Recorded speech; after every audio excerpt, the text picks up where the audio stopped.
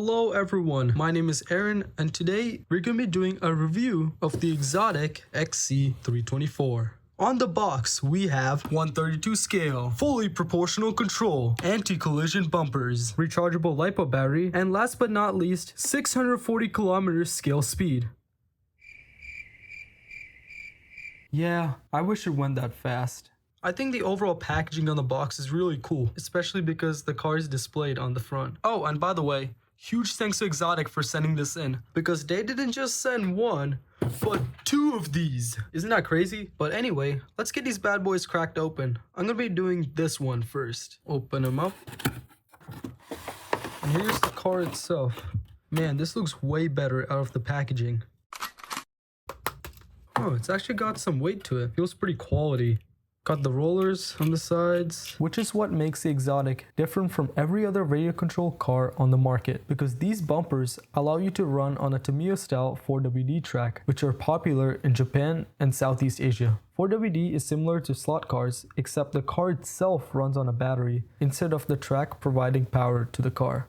And to stay on those tracks at ease, the car comes with some really grippy rubber tires. The one we have right here with us is the Japanese themed manga Spirit, but it also comes in two other varieties.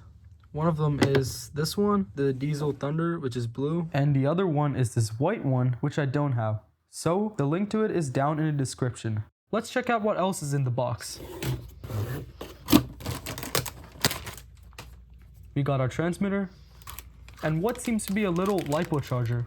There were a couple of these plastic pieces, which according to our manual are actually to adjust our toe in or toe out for handling purposes. Taking a closer look at a transmitter, I was quite surprised at how nice it felt. Really snappy.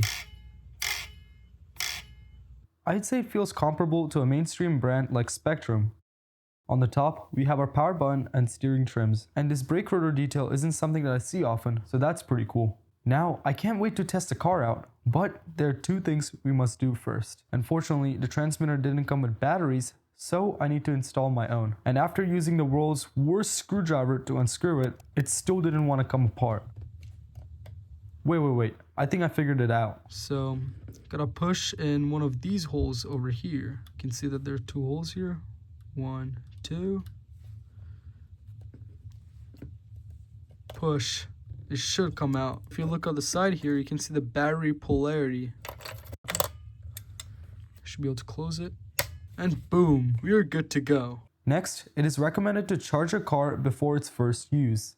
Take our LiPo charger and carefully plug it in here. So it only goes in one direction, so you can't mess this up. Be careful with this connection because it feels rather fragile. There should be an indicator light like this. If it isn't on, that means it's not charging, so you might want to check the cable. Yes! It is done charging, so I rushed to get this thing working by turning on a transmitter first and then the car. But of course, this is when I encountered some binding issues. What's going on, guys?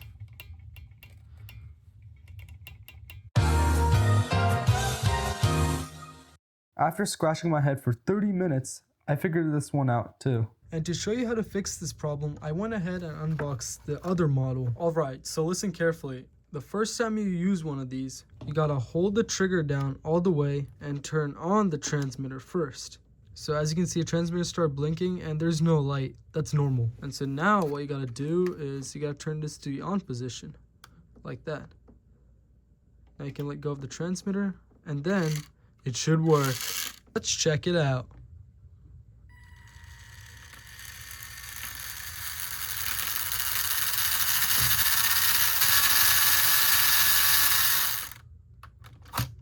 I don't know about you guys, but I think this is gonna rip. I laid it on the kitchen floor, and as expected, it didn't disappoint.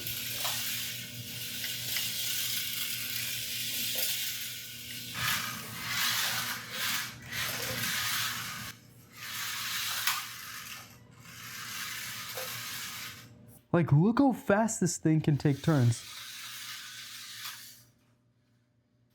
Not gonna lie, this did take multiple tries as I could barely hit full throttle before it slipped and hit the wall. And even then, the car was completely unscathed because these side rollers did a great job at bouncing it off the obstacles.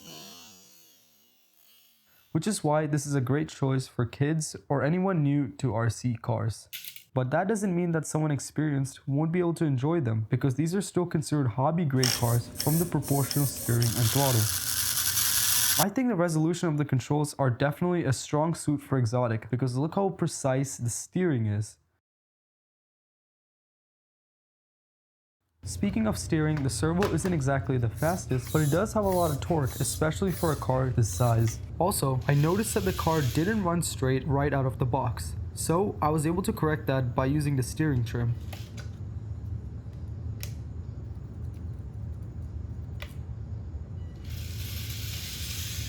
Now, to put the handling to the test. I 3D printed a bunch of cones and set them up to have the cars weave around them. The turning radius on these isn't anything groundbreaking, but it's plenty good enough to drive around my cramped kitchen floor.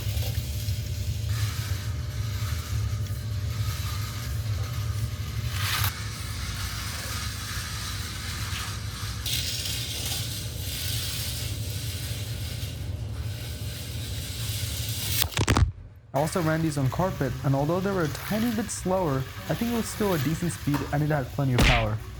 This combined with this tight turning radius makes this a really capable indoor car. Wow, that was pretty fast. Let's check out what's inside of it that makes it go so fast. But first, let me clean these tires, as they are dust magnets. To remove the shell, you twist this little lock in either direction to pop it out.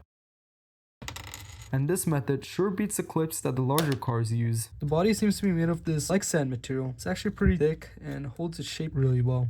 The chassis itself measures around 16 centimeters long and 10 centimeters wide with the bumpers on. While the rear bumper can be removed for upgrades, the front rollers are molded to the actual chassis, which I find kind of strange. Here's where the servo is, and it utilizes a rack and pinion gears, which explains why it has a lot of torque. Being a hobby grade, you can of course remove the rear panel to access the motor and gears. Simply press this tab and push upwards like this. Maybe a little difficult to get at first, as you can see, but eventually it should come open. The drivetrain only runs on a 130 size motor at 3.7 volts, which is pretty surprising considering how fast this goes. You can see that this car doesn't have a differential, just a straight axle, which is fine to be honest because it is really small. But I wonder, could this make a good drift car? Xotik, if you're watching this, please consider making a drift car. In case you ever want more access to the motor, simply push this tab right over here and pull up. And as you can see, we now have full access to the gears. To be fair though, the transmission feels pretty dry and kind of rough. I would recommend putting a few drops of grease or oil in this to keep it smooth. To further disassemble, you push at the motor through the grills to move it out of the way. And then, by using a pen or a slightly pointy object, you can push on this little thing. Falls out. Oh no, I'm gonna lose my gear. Okay, I finally found this. Oh wow, look how tiny this is. Compared to every other RC car, I really love how these gears can be accessed so easily if they were to break, because Xotik sells spare gears as well as a range of spare parts on their website. And on top of that, it is awesome that so much of this car is cross-compatible with 4WD parts such as these roller bearings, axles, tires, dampers, carbon plates, and even gear sets with a ratio between 3.5 to 5.0. My favorite part is that you're able to fit Tamiya bodies on these cars with some minor modifications. I unfortunately don't have spare 4WD bodies lying around to test this out, so here's a clip of an Xotik chassis that's been modified to death. In a good way, of course. Even with the absence of bearings around the axles, the wheel seems to rotate pretty dang smooth. Putting everything back together is easy as it all snaps back in place. Not counting that one gear though, no screws will ever be lost. Since all variants come with the same chassis, the inside of the truck should look pretty much the same.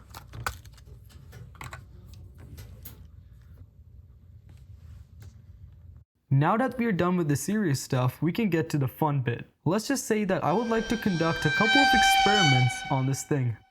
Already 2 seconds in, it got high centering, but my boy Mike over here has got it unstuck. And it is going. I apologize for your audio by the way, because I don't have anywhere to plug my mic in since I'm outdoors, so deal with it. Yo, we should give it a range test. What do you think? Yeah.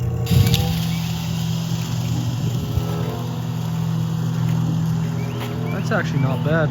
What would you call that? Like 20, 30 feet? 30 feet away? Yeah. Let's see how this is gonna go. Trying to drive one-handed. It's actually pretty easy to drive one. Yeah. Not that bad. Yeah, you're right. It's not. I can act. Bro. Why are these low-key kind of fast? Dude, you're destroying the rubber on these. Oh, this one's really slow. That's how it's I began to notice that the red car sounded a little different, so I took the cover off to find some dirt in the gearbox. Luckily, none of the gears got stripped and it still ran fine, but this is definitely a good reason to not take these outdoors. As for the other car, we gave it the curb test.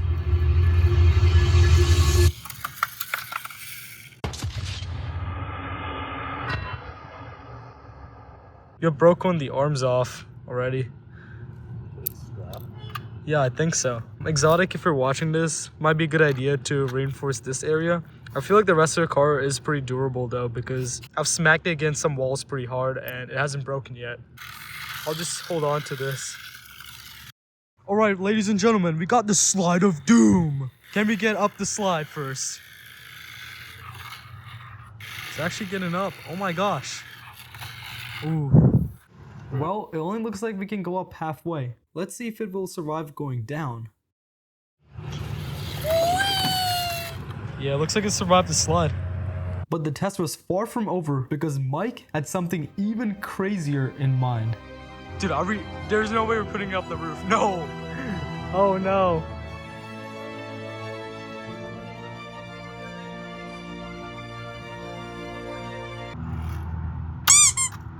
Oh no. Oh my gosh, it snapped the other part.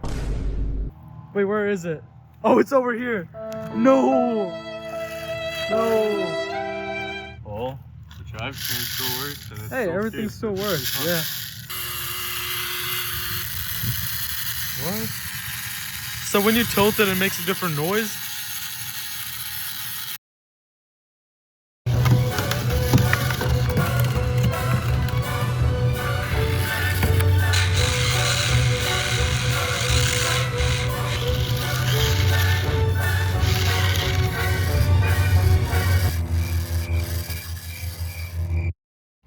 Oh, the steering works. The steering works. Okay, so when the car dies, the steering works, but the throttle doesn't. Oh, it's hot.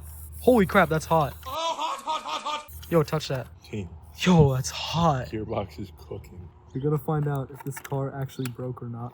Okay, I have it open. It's spinning pretty freely, so I don't think it's the actual gearbox that's cooked. All the teeth are still on there. Nothing's chipped or anything. Yeah, everything's fine. It survived. I didn't really know what to expect at first because I've never durability tested cars this small. But what I can say is that these definitely passed because everything works fine, apart from this of course. By no means would I say that was the toughest, most meanest durability test out there, because believe me, we could have pushed these little cars much harder. But again, at the end of the day, these are simply meant to be indoor racing cars and not all-out bashers. So the worst you can really do is hit the wall too hard, which our durability test goes far beyond. I would also like to add on that these don't exactly seem to be made for outdoor use, so if you want to take this out on the asphalt, do so at your own risk. However, I think smooth surfaces like tennis courts should be fine. As for the rear bumper, it's a shame that this is a weak point, but they're pretty inexpensive on Xotik's website. And for everything else, great job Xotik, because these cars seem to be well built. Both cars' batteries died at the end of the test, so it gave me the opportunity to test how long it would take to charge, which was around an hour. Overall, $80 for one of these might sound a little steep at first, but you'll have to remember that there is no other car on the market like this that is a hybrid between a mini 4-wheel drive and an RC. You also have to remember that this is a hobby-grade car with premium parts and fine controls. And when compared to competitors of the same class like the Tamiya Mini Z, the price range is around the same or even cheaper in some cases. Alright, so that's all I have to share for today. So, hope you found this useful or at least entertaining. And don't forget to leave a like if you did so. Anyway, I'll catch you in the next one. Goodbye and thanks for watching.